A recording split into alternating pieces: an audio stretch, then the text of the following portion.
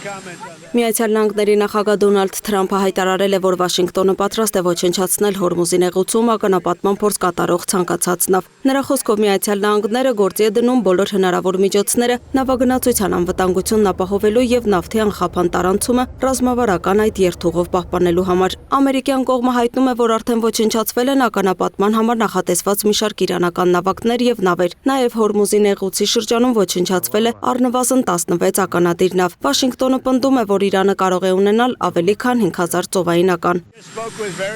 Մենք Իրանին ուժգին հարվածներ ենք հասցրել ու դեռ չենք ավարտել։ Պատերազմը կարող է շուտով ավարտվել, որովհետև գործնականում գրեթե ոչինչ չի մնացել, որին կարելի է հարվածել, երբ ես ցանկանամ, դա կավարտվի։ Միաժամանակ Միացյալ Նահանգների կենտրոնական հրամանատարությունը կոչ է արել Իրանի քաղաքացիներին անհապաղ լքել Հորմուզի նեղուցի շրջանի բոլոր նավահանգիստները։ Ըստ Պենտագոնի, Թեհրանը քաղաքացիական նավահանգստային ենթակառուցվածքներն օգտագործում է ռազմական գործողությունների համար, ինչը դրանք դարձնում է օրինական ռազմական թիրախներ։ Իրանցի նավահանգստային աշխատողներին եւ առևտրային նավերի անձնակազմերին խորհուրդ է տրվել հեռու մնալ ռազմական տեխնիկայից։ Իրանի իշխանությունները սակայն հայտարարում են, որ պատրաստ են խաղաղության, եթե ստանան անվտանգության հստակ երաշխիքներ։ Իրանի նախագահ Մասուդ Փեզեշքիանը նշել է, որ Թեհրանը տարածաշրջանում խաղաղության կողմնակից է, սակայն պահանջում է ճանաչել երկրի իրավունքներն ու ապահովել ապագա հարձակումների բացառման միջազգային երաշխիքներ։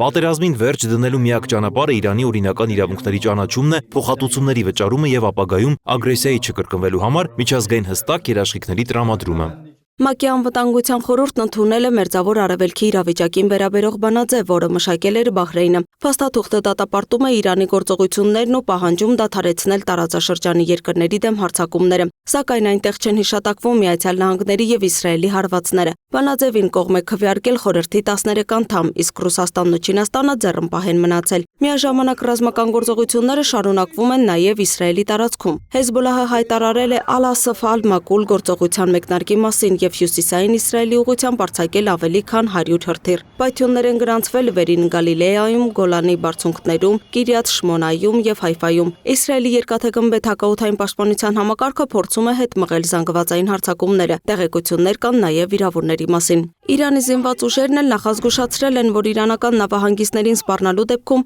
տարածաշրջանի բոլոր նավահանգիստները կարող են դառնալ օրինական թիրախներ։ Իրանը հայտարարել է նաեւ Մերձավոր Արևելքում գործող ամերիկյան ու եվրոպական տեխնոլոգիական ընկերությունների եւ խոշոր բանկերի գրասենյակներին հարվածելու պատրաստակամության մասին։ Մասնավորապես նշվում է, եթե որևէ մեկը գործի թշնամու ցանկություններին համապատասխան, մենք նրանց կհամարենք ոչ թե ցուցարարներ, այլ թշնամիներ։ Մենք նրանց հետ կվարվենք այնպես, ինչպես թշնամիների հետ։ Ռազմական գործողությունների հետևանքով տարածաշրջանի տարբեր հատվածներում արձանագրվում են նաեւ քաղաքացիական զոհեր ու ավերածություններ։ Իրանի տվյալներով Միացյալ Նահանգների եւ Իսրայելի հարվածների հետևանքով երկրում զոհվել է ավելի քան 1300 խաղաղ բնակիչ, իսկ վիրավորների թիվը գերազանցել է 17000-ը։ Միևնույն ժամանակ հաղորդվում է, որ ամերիկյան եւ իսրայելական ավիացիան հարվածներ է հասցրել Իրանի մի շարք ռազմական օբյեկտների, այդ թվում բունկերներին, որտեղից արձակվում են բալիստիկ հրթիռներ։ Թեհրանի մոտ գտնվող Քուդս քաղաքում տեղի ունեցել հզոր պայթյունների շարք։ Մինչև ռազմական գործողությունները շարունակվում են, քաղաքական մակարդակում հակամարտության ավարտի վերաբերյալ տարբեր գնահատականներ են հնչում։